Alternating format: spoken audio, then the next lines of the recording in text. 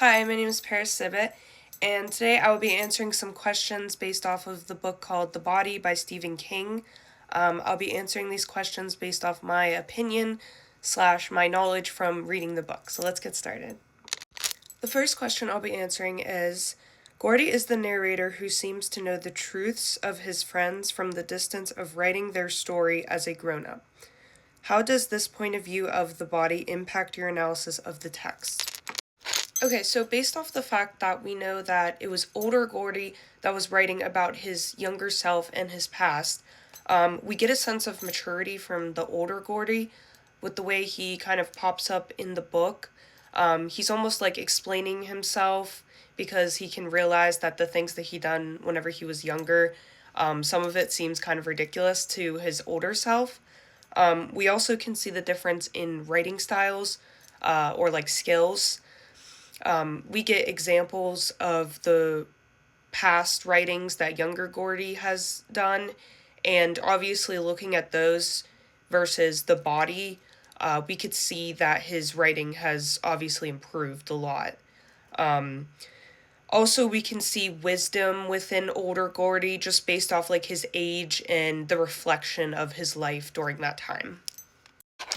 Also, with Gordy being the narrator in general versus like one of his other friends, we see a lot of emotion within the story. For example, the death of his brother. If someone like Vern, for example, was writing the story, we probably wouldn't even hear about his brother, let alone the impact that it had on Gordy. Also, with Gordy ended up being the only one in that friend group that didn't end up getting killed at such a young age, it really helps him relive and reflect why that time of his life was so important and how it made him the person that he is today. Okay, and question 2 is, how does the narrator's characterization impact your reading of the text? Do you trust that Gordy is telling the truth, and why?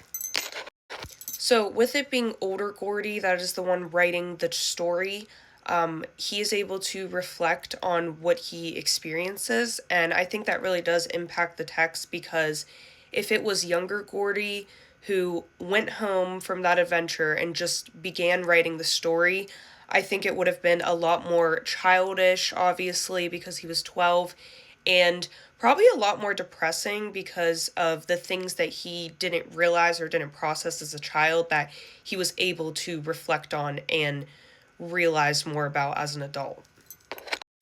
I do believe that since it's Gordy himself writing about his own past, there's obviously some trust and reliability within that rather than it being a random author. But I also think that it's always possible that he remembered something incorrectly, or it could be something that he wanted to believe was true, so that's how he remembered it. Typically, adults in general are able to look back at a certain event that happened in their childhood and understand it a lot better than their younger version self. For example, Gordy's neglect by his father, he's able to look back and see why that time period seemed so dead and silent among his parents, to him in particular. And he can see now that the death of a child means a lot more to older version Gordy than it probably did to younger version Gordy, because even though he was sad, even though he said he didn't even cry at the funeral, so that's his younger self not understanding things. His older version that has kids, he can probably really see his parents' point of view now and understand why that time period seemed so rough for him, but it was actually a lot harder for his parents. To summarize my answer to this question, I think that the way older version Gordy describes events in such a raw and emotional type of way, I do believe that he is telling the truth because I think that this could have simply just been a story about going to find a dead body, but it ended up being so much more than that once you read it. Okay, and question 3 is, identify and define one of the above contexts at work in the novel and analyze how it supports the novel's content, the story itself. Okay, so the biographical context that I chose is social context, and the key concept of the body when it comes to social context is growing up in a small town during the 1960s.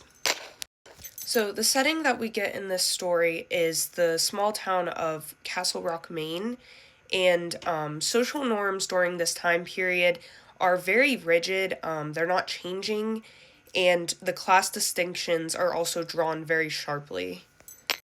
So we get the story of these four boys, Gordy, Vern, Teddy, and Chris, and they're all from lower middle class families, and their lives are shaped by the economic struggles at the time and the limited opportunities available to them, especially in this town, it seems.